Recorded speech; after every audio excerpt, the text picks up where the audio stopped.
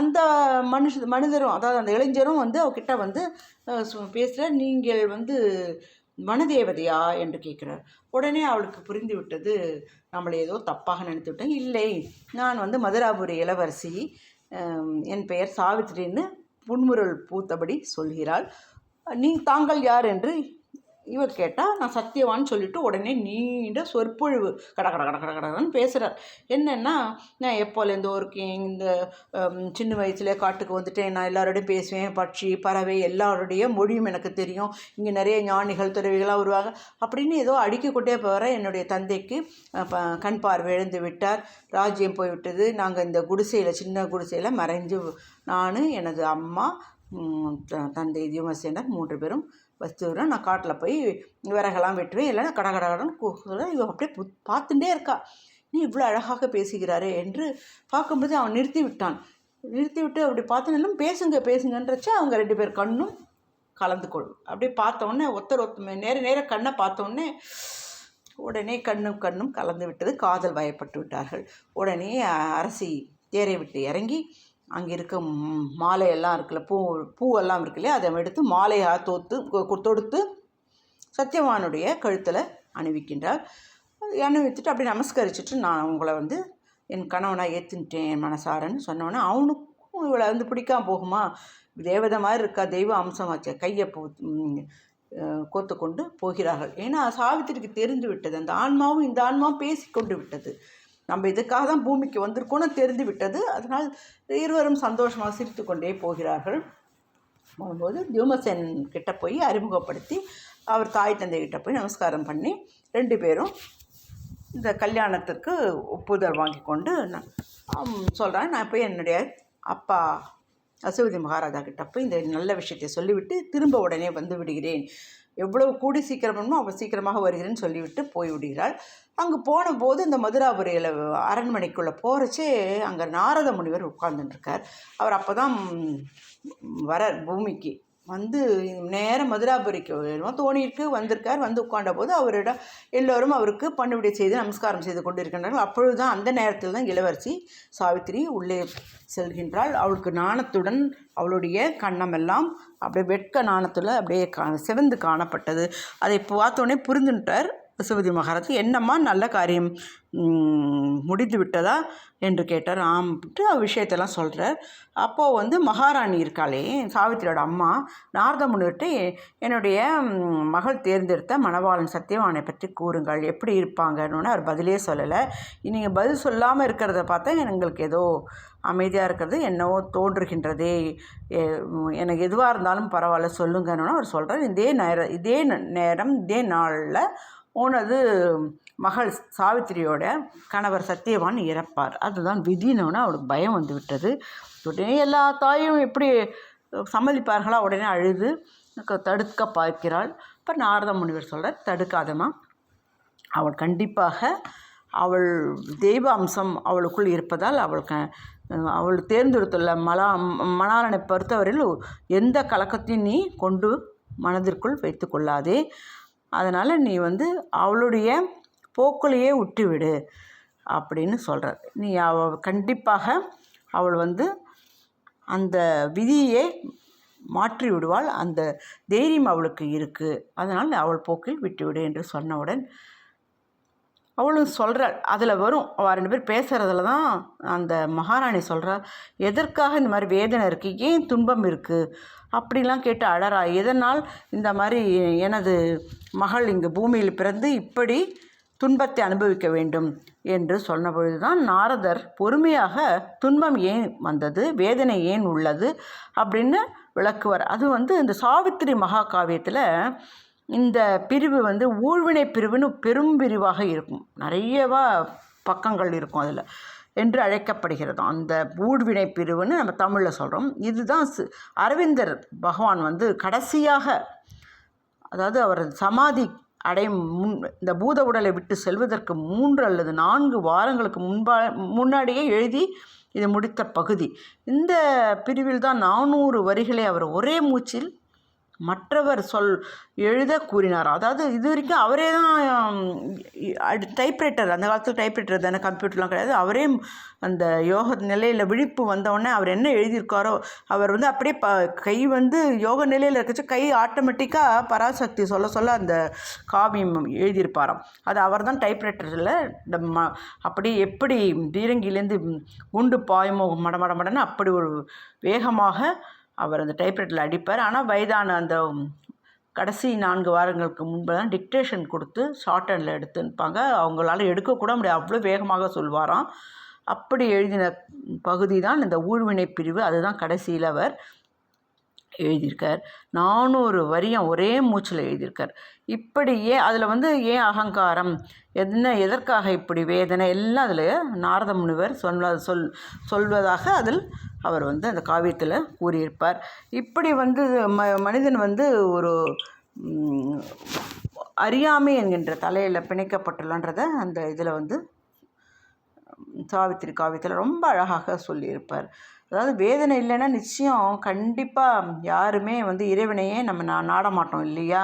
அதாவது ஒரு நுகத்தடின்னு தெரியும் இல்லையா எல்லாருக்கும், நுகத்தடி. அந்த நுகத்தடியை வந்து 2 மாடையும் பூட்டினா தானே ஒரே மாதிரி போகும். அந்த நுகத்தடியோட முடிச்ச அழிக்கணும்னா யார் அதை முடிச்ச போட்டாங்க, அவங்க தூக்கி அதை சுமந்தால் தானே அந்த முடிச்சை அவுக்க முடியும். அந்த நுகத்துடைய முடிச்சை அவுக்கணும்னா அந்த நுகத்தடியோட முடிச்சை தூக்கி சுமந்து அப்போ அவிழ்க்கணும். அதுக்கு எவ்வளவு வேதனை வரும் தெரியுமா. அந்த நுகத்தடின்றது அவ்வளவு கனமானது, அது தூக்குற சக்தி, அது எவ்வளோ வலி இருக்கும். அது யார் இத்தனை நேரம் அந்த மாடெல்லாம் பூட்டிருக்கு அதுங்களுக்கு எவ்வளோ வலிக்கும். அந்த வேதனையை அதுங்கக்கிட்டேருந்து நீக்கணும்னா இவங்களும் அந்த வேதனையை தாங்கித்தானே ஆகணும். அந்த மாதிரி அவதாரங்கள்லாம் அந்த மாதிரி வந்து பூமியில் இறங்கி அவர்களும் இந்த மனிதர்களுடைய துன்பத்தை போக்கணும். அவர்களும் அந்த மாதிரி வாழ்ந்து துன்பத்தோடு வாழ்ந்து அவர்களுக்கு இணையாக அப்படி தான் அந்த துன்பத்தையெல்லாம் போக்க வேண்டும். அவதாரங்களும் அப்படி தான் பண்ணணும் அப்படின்ற மாதிரிலாம் அதில் சொல்லியிருப்பாங்க. அதில் வந்து படிக்கிறச்சே நமக்கு நல்லா இதை தெரிஞ்சுட்டு அதை படித்தோம்னா அந்த வரிகள்லாம் நமக்கு புரியும். இப்படி அதனால் நீ தலையிட வேணான்னு நாரதர் முனிவர் சொல்லியிருப்பார். உடனே வந்து வேறு வழியின்றி அரசரும் அசோபதியும் தனது புதல்வியை அரச பரிவாரங்களுடன் அப்படியே இந்த காட்டுக்கு அனுப்பிச்சிட்டு எல்லாருக்கும் அங்கே உற்சாகமான வரவேற்பு அளிக்கப்பட்டது. ஆசிரமத்தில் இங்கே கானகத்தில் சாவித்திரியும் சத்தியவானும் இணைகிறார்கள். காலையிலேருந்து மாலை வரைக்கும் அவள் வீட்டு வேலையெல்லாம் செஞ்சுட்டே இருப்பாள். அவள் மற்ற பெண்களைப் போல தான் வேலை செஞ்சாள். ஏன்னா அவள் இளவரசியாக இருந்தாலும் மற்ற பெண்களைப் போல வேலை செய்து கொண்டே எல்லா பணிகளும் அவருடைய சத்தியவானோட தாய்க்கும் தந்தைக்கும் செய்கிறாங்க. அங்கே அப்போவும் அவளுக்கு ஒரு சந்தோஷம்தான் அவளை சுற்றி, ஒரு விவரிக்க இல்லாத ஒரு அழகு சந்தோஷம் அப்படி தான் இருக்கின்றது. எல்லாருக்குமே அங்கே இருக்கிறதுனால உற்சாகத்தையும் அன்பையும் அங்கே கொடுத்து கொண்டு இருக்கின்றாள். சாவித்திரி ஒருவரிடமும் சத்தியவானுடைய மரணத்தை பற்றி கூறவே இல்லை. அவனுக்கு வரவிருக்கும் பேராபத்தை பற்றி ஒருத்தர்கிட்ட கூட சொல்லவே இல்லையா. அவள் எப்பொழுதுமே எல்லா பெண்களைப் போல் வேலை செய்துட்டே இருக்கா. இருந்தாலும் ஒரு சந்தோஷம் அவள்கிட்ட இருக்குது. அந்த உற்சாகமும் அன்பையும் எல்லாருமே புரிஞ்சுக்கிறாங்க. அதனால் எல்லோருமே ஃப்ரெண்டாக பழகினா கூட யார்கிட்டையும் அவள் சொல்லவே இல்லை. இன்னும் கேட்டால் சத்தியவான்கிட்ட கூட இந்த விஷயத்தை சொல்லவே இல்லை. ஒவ்வொரு நாளும் வீட்டு வேலையெல்லாம் முடித்ததுக்கப்புறம் அப்படியே அவனுடைய படுக்கைக்கு அருகில் அமர்ந்து அந்த வரப்போகிற ஆபத்தை நினைத்து அந்த துன்பத்தை நினைத்து அப்படியே ஏங்கின்றே இருப்பாள். அப்படி நாள் நெருங்க அவளுக்கு துயரமும் அதிகரித்து கொண்டே போகிறது. ஒரு நாள் அவள் துயரம் வந்து ரொம்ப மிகுந்த ஜாஸ்தியாகிவிட்டது. அதாவது கடும் வேதனை அவளுக்குள்ளே ஏற்பட்டது. அப்பொழுது அவளுக்குள்ளே இந்த ஆன்மா இருக்கு இல்லையா, அது வந்து சொல்கிறது, பேசுகிற அந்த குரல் கேட்கறது உள்ளிருந்து அவளுக்கு. என்னென்னா அந்த அந்தராத்மா பேசும் குரல் சொல்கிறது, என்னை நீ கண்டுபிடி, என்னை நீ உள்ளே அப்படியே ஒழிச்சு வச்சுட்டுருக்கியே, என்னை முதல்ல மீட்டு வெளியில் எடு அப்படின்னு சொல்கிறது. உடனே சாவித்திரி வந்து தன்னுடைய ஆன்மாவை தேடி அப்படியே தனக்குள்ள ஆழ்நிலை தியானத்தில் மூழ்கிறாள். அப்பொழுது அவள் எல்லா பகுதிகளுக்கும் மனம் வந்து எல்லா பகுதியிலும் போய் அப்படியே பயணம் செய்கின்றது. அவள் உள்முக பிரயாணத்தில் பல தடைகளை கடந்து மேலும் மேலே செல்லிகிட்டே இருக்கான். அப்படி சாவித்திரி தன்னுடைய ஆத்மாவை தேடுவதற்கான பாதையில் இருந்த பெரிய தடையெல்லாம் தாண்டி விட்டாள். இப்படி அவர் தாண்டி கொண்டே போய்க்கும்பொழுது, அதாவது அசுவதி மகாராஜ் எப்படி போவார் இல்லையா, உள்முக பிரயாணம், அது மாதிரி தான் இவளும் போனார். இப்படி தான் நம்ம பகவான் ஸ்ரீ அரவிந்தரும் உள்முக தியானத்தில் இருந்தபோது தான் இப்படி இந்த பூர்ண யோகத்தில் தான் அந்த சாவித்திரியை எழுதினார். பராசக்தி தான் அவளுக்கு அப்படியே சொல்லுவாள், இந்த அவர் கை மாத்திரம் ஆட்டோமேட்டிக்காக எழுதும் என்று சொல்லுவார்கள். இப்படி இந்த கடைசியில் அவளுக்குள்ள நிறைய மாற்றங்கள்லாம் ஏற்பட்டு திடீரென்று அவளுடைய இறுதியில் ஒரு தெய்வீகமான ஒரு உள்ளே இருக்கிற ஆழத்தில் ஆன்மாவை பார்க்குறா. அதாவது ஜீவாத்மாவும் பரமாத்மாவும் ஒன்றாக சேர்ந்து விடுகின்றது. இந்த மானிட உருவில் இருக்கிற சாவித்திரி தெய்வீக சாவித்திரியோட அப்படி இரண்டரை கலக்கின்றாள். உடனே அவள் திடீர்னு அப்படி தெய்வத்தன்மை அடைஞ்சிருவா. ராத்திரி ஆனால் போய் கனவுல இருக்கிற மாதிரி கனவு நிலையிலேருந்து அப்படியே எப்படி விழிப்பு வந்தவுடனே திரும்பி ஒரு பெரிய மாற்றம் தனக்குள்ளே வந்திருக்கிறதை பார்ப்பா.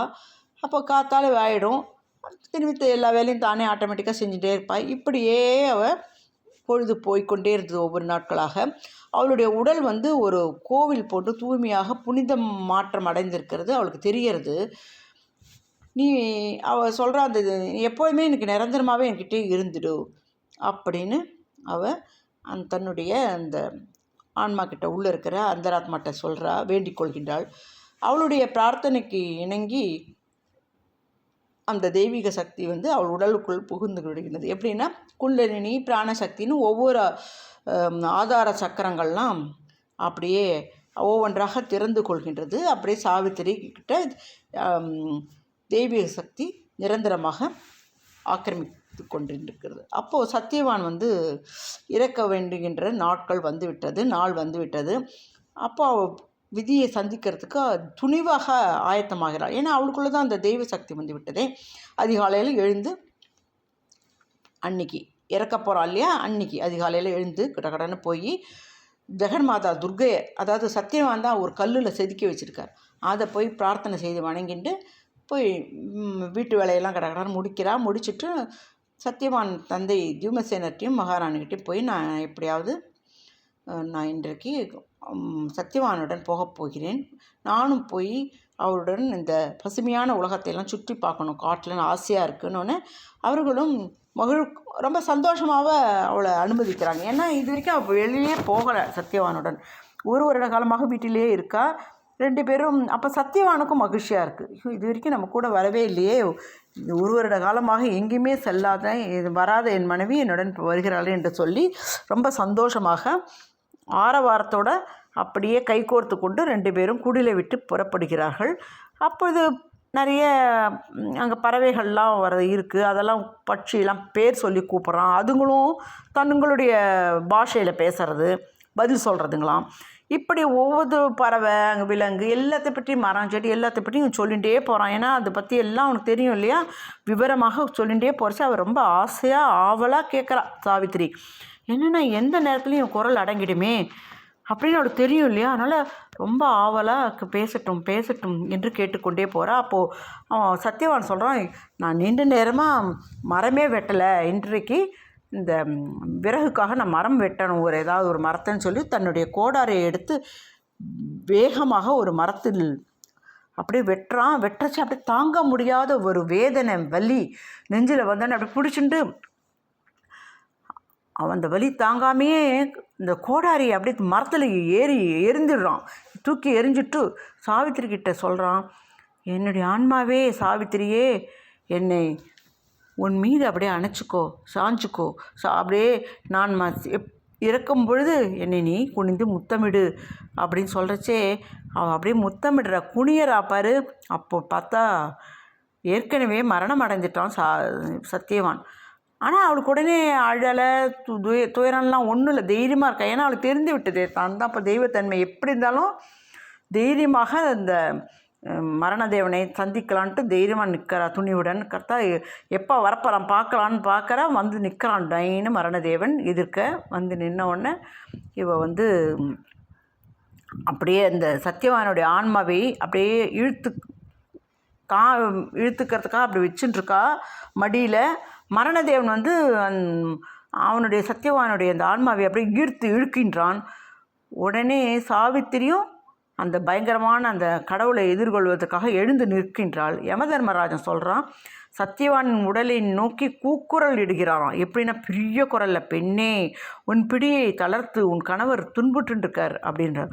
உடனே அந்த சத்தியவானோட உடம்பை அப்படியே தரையில் தூக்கி அப்படி கிடத்தி விட்டு அவளுக்கு தெரியறது எப்படி இருந்தாலும் அந்த உள்ளார்ந்த பிடிப்பு இன்னும் இருக்குல்ல அவங்ககிட்ட, அதை நம்ம பார்த்துக்கலாம் அப்படின்னு சொல்லிட்டு அப்படியே தளர்த்துகிறாள் அந்த உடம்பை. தரையில் கிடைத்து இருக்கின்ற அந்த உடம்புலேருந்து, சூழ உடம்புலேருந்து சத்தியவானோட ஆன்மா அப்படியே எழுந்து கொள்கின்றது. உடனே அதை அழிச்சுட்டு மரணதேவன் அந்த ஒரு அச்சமூட்டுகின்ற ஒரு இருட்டு, நித்திய இரவு, அதுக்குள்ளே அந்த ஒரு அங்கே இருக்கிற தளத்துக்குள்ளெல்லாம் போகிறான். அது சாதாரணமாக யாராலையும் போக முடியாது. உடம்பு இந்த ஸ்தூல உடம்பால் ஆன்மா மாத்திரம்தான் போகும். இவன் உடனே என்ன பண்ணுறா, தெய்வ சக்தி இருக்குல்ல, ஸ்தூல உடம்பை அப்படியே பூமியில் கிடத்து ஆன்மாவோடன் தன்னுடைய இந்த சூஷ்ம ரூபத்தில் பின்தொடர்ந்து போயிட்டே இருக்கான். அவன் எங்கெங்கே போகிறானோ அங்கெல்லாம் போகிறா, வாதிட்டு கொண்டே போகிறான். 2 பேரும் பயங்கரமாக சண்டை போட்டே அதெல்லாம் சாவித்திரியில் பெரிய நீண்ட இதுவாக இருக்கும், பக்கமாக இருக்கும். அதை இப்போ நம்ம விவரித்து சொல்ல முடியாது. வர்ணனையும் இதுவும் அந்த பேசுகிறா, அதுக்கு பதில் சொல்கிறா, 2 பேரும் மாறி மாறி கேள்வியும் பதிலுமாக இருக்கும். இதில் ஜெயிச்சுட்டே போகிறா யார், சாவித்திரி. அவன் புரிந்து விட்டான் அவள் சாதாரண பெண்மணி இல்லைன்னு. இவளை எப்படியா பூமிக்கு அனுப்பிச்சிடணும், அந்த பணியை நம்ம நிறைவேற்றே விடமாட்டா, நம்மளுடைய பணியை செய்யணுமே சொல்லிட்டு அவன் அவளை நைஸாக பேசி பூமிக்கு அனுப்புறதுக்காக, நீ என்னை இது வரைக்கும் யாருமே ஜெயிச்சதே கிடையாது, வாதிட்டு நீ ஜெயிச்சுட்ட, உனக்கு என்னென்ன பரிசு பொருள் வேணுமோ நான் தரணும் ஆசைப்பட்றேன், ஏதாவது வரம் வேணும்னா ஆசைப்பட்டா கேளுன்னா அவளுக்கு புரிந்து விட்டது இவன் தன்னை நைஸாக அனுப்பினதுக்கு தான் இப்படிலாம் பேசுகிறான் அப்படி சொல்லிவிட்டு, எனக்கு தியூமசேனன் சத்தியவானுடைய தந்தைக்கு கண் பார்வை போய்விட்டது, அவருக்கு பார்வை வேண்டும், திரும்பவும் ராஜ்யம் வேண்டும்னு. அவ்வளோதானே, போ பூமிக்கு போ, இப்படிதே வந்திருக்கும் பார் என்று சொல்கின்றான். சரி சத்தியவானை அனுப்புனா, சத்தியவானை மட்டும் நான் தரமாட்டேன், அந்த இந்த பணியை நான் செய்யறதுக்கு விடு அப்படி சொல்லிவிட்டு அவன் அப்படியே கொஞ்சம் வீக்காகிட்டான். பேச்செல்லாம் அப்படியே குரல்லாம் துணியெல்லாம் குறைந்து விட்டது. ஏன்னா சக்திலாம் போயிட்டே இருக்குது. அவ்வளோ நேரம் வாதிட்டு இருக்காங்க. இவன் நான் சத்தியவானோட தான் போவேன் என்று இவன் சொன்னான். அவன் விடமாட்டேன் என்று சொல்லிவிட்டு அவனுக்கு புரிந்து விட்டது, இவளுக்குள் ஏதோ ஒரு சக்தி இருக்குது என்று சொல்லி, உனக்குள் ஏதோ ஒரு சக்தி இருக்கிறதுனால தான் நீ இவ்வளோ நேரம் என்னுடன் வந்திருக்காய், அதை காண்பி, அது உண்மை என்றால் நான் உன்னுடைய கோரிக்கையை நிறைவேற்றுகிறேன் என்று சொன்னவுடன் அந்த சாவித்திரிக்குள்ளே ஒரு மாற்றம் வருது. உடனே அவள் அவளுடைய இறை அன்னை இருக்கா இல்லையா, உள்ளுக்குள்ளே அப்படியே தன்னுடைய திரையை விலக்கி தனது பரிபூரண பிரகாசத்தோடு அப்படியே அவன் எதிர்க்க நிற்கிறான். மரணதேவன் அப்படியே பயந்து போயிட்டான். சாவித்திரியோட விஸ்வரூபத்தை பார்த்துட்டு பயந்து நடுங்கினோடனே இந்த ஒளிப்பழம்பானது எதிர நிற்கிறது, இந்த தெய்வ ஒளிப்பழம்பு அப்படியே அவனை தன்னுடைய நாவால் அவன் குருதி நாளம் எல்லாத்தையும் அப்படியே நக்கறதான். தன்னுடைய நாவால் அப்படியே நீவி அப்படியே அந்த கடவுள், அந்த கடவுளே இல்லாமல், அந்த இருட்டே இல்லாமல் போகிற மாதிரி விழுங்குறது. அங்கே மரணதேவன் அப்படியே மறைஞ்சிட்டார். சாவித்திரி நினச்சிக்கிறா, மரணத்தை வென்றுட்டோம், சத்தியவானோட மரணத்தை, ஆனால் இன்னும் துயரம் நமக்கு இன்னும் போகலையே, ஏன்னா அவளுக்கு ஆயுஷன் போகணுமே. இப்போ மரணதேவன் சத்தியவானோட ஆன்மாவை ஆயுஷன் போயிட்டான், சத்தியவானோட மரணத்தை வென்று விட்டாள், ஆனால் அவனை திருப்பி அழைத்து கொண்டு போகின்ற பணி இன்னும் வரல, தனக்கு கிடைக்கலையே அப்படின்னு நினச்சிட்டே அப்படி இருக்கா. அந்த துயரம் போகலையேன்றச்சு அங்கே இறைவன் காட்சி அளிக்கிறார். அப்போ தான் புரிஞ்சு விட்டது இவளுக்கு. சொல்கின்றார், முகமூடி அணிந்த திரையிடப்பட்ட மரணதேவன் மாதிரி நீ தான் முகமூடி அணிந்து கொண்டு இருந்த இறைவனா அப்படின்னோன்னா, ஆமாம் நான் தான், வேறல்ல, மரணதேவனே அன்றி நானும் அவரும் ஒன்றுதான் சொல்கிறார். உடனே இதே பிம்பத்தை சாவித்திரி கிட்ட சொல்கிறார் இறைவன், சத்தியவான் பிம்பம், இதே பிம்பத்தை திரும்பவும் பூமியில் கொண்டு போடுறது நம்மளுடைய கொள்கைக்கு விரோதமானது, விதி அந்த மாதிரி கிடையாது, பூமியில் அந்த மாதிரி பண்பு மாற்றம் கிடையாது, பூமியில் நேர இயலாது என்று கூறுறார். அப்போது நீங்கள் 2 பேரும் வேணாலும் சத்தியவான சாவித்திரி 2 பேரும் சொர்க்கத்துக்கு போய் நிரந்தரமாக வாழுங்கள், சந்தோஷமாக இருங்கன்னு. அதற்கு சாவித்திரி சொல்கிறேன், இந்த மாதிரி வசீகரிக்கும் இந்த மாதிரி எனக்கு அழைப்பெல்லாம் எனக்கு வேண்டாம், சொர்க்கத்துக்கெல்லாம் நான் அதற்காக நான் தனிப்பட்ட சொர்க்கத்துக்காக சந்தோஷத்திற்காக சத்தியவானோட இருக்கிறதுக்கு நான் விரும்பவில்லை. என்னுடைய அவதார நோக்கம் எதுக்கு பூமிக்கு, எனக்கு இந்த மாதிரி மனித நிலையில் நான் ஏன் வந்தேன், இந்த இறையாற்றலை பூமிக்கு கொண்டு எல்லா உயிர் வாழ்வையும் இறைப்பண்பு மாற்றத்திற்கு உள்ளாக்குறதுக்கு தானே, அதுக்கு தானே நீங்களும் எனக்கு ஒரு வேலையாக அனுப்பிச்சிங்க பூமிக்கு அப்படின்னு கடவுள்கிட்ட கேட்குறா.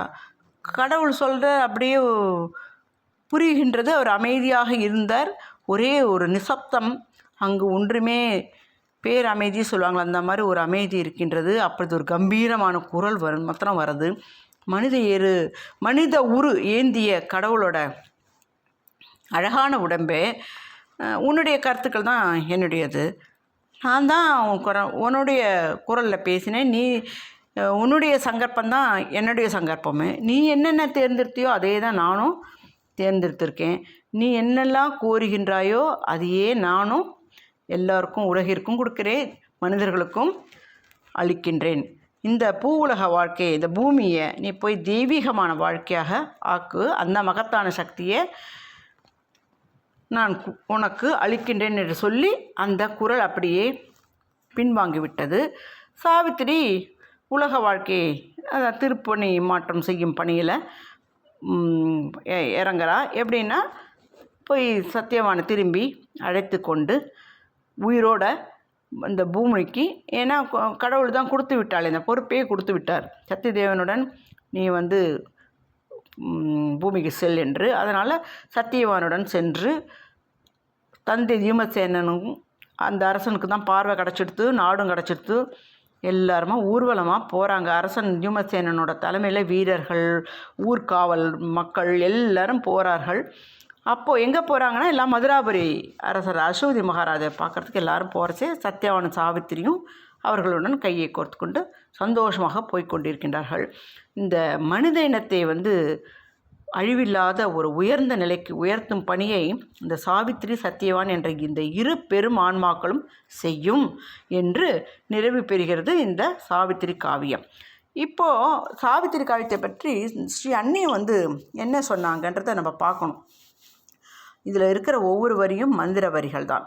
இதில் ரொம்ப சக்தி வாய்ந்தது. ஒவ்வொரு முறையும் நம்ம படிக்கிறச்சே நமக்கு புதுசாக அனுபவம் கிடைக்கும். புரியலைனாலும் பரவாயில்ல, மீண்டும் மீண்டும் படிங்க. அப்போது திடீர்னு உங்களுக்கு புரியாமல் இருந்தெல்லாம் படிக்கிறதுக்கு ஆரம்பிக்கும். இதை படிப்பதே நமக்கு யோக சாதனை செய்வதாக இருக்கும். அதாவது தெய்வத்தை நாம் எப்படிலாம் அடையணுமோ அதுக்கு தேவையான அனைத்தும் இதில் சாவித்திரியில் நம்ம பார்க்கலாம்.